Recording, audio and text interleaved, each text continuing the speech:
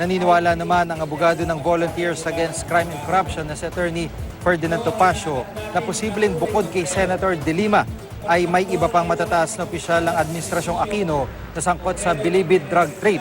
Ayon kay Topacio, habang pinag-aaralan nila ang kaso laban kay De Lima, naisip nilang hindi kakayanin ng isang cabinet secretary na kontrolin ang kalakalan ng droga sa bilibid.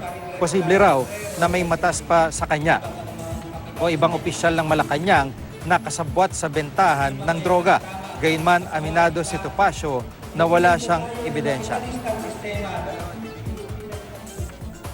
Paano kaya nagkaroon ng ganito kalawak na drug trade at ganito kalaking amount involved nang hindi nalalaman ng palasyo?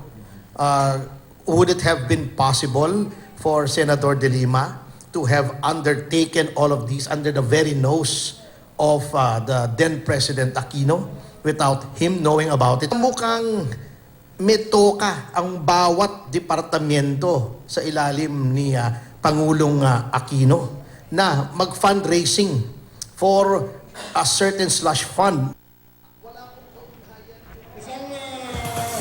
Samantala, inaayos na raw ni Topacio ang pagsasampa ng contempt of court laban kina Vice President Leni Robredo, Senator Kiko Pangilinan, De Lima at Senator Franklin Drilon dahil sa mga payag nilang kumukwestiyon sa paglalabas ng Muntinlupa RTC ng arrest warrant laban kay De Lima. Balak daw nila itong isampa sa Muntinlupa RTC. Sinisika pa namin kunin ang panig ng mga nabanggit opisyal tungkol dito.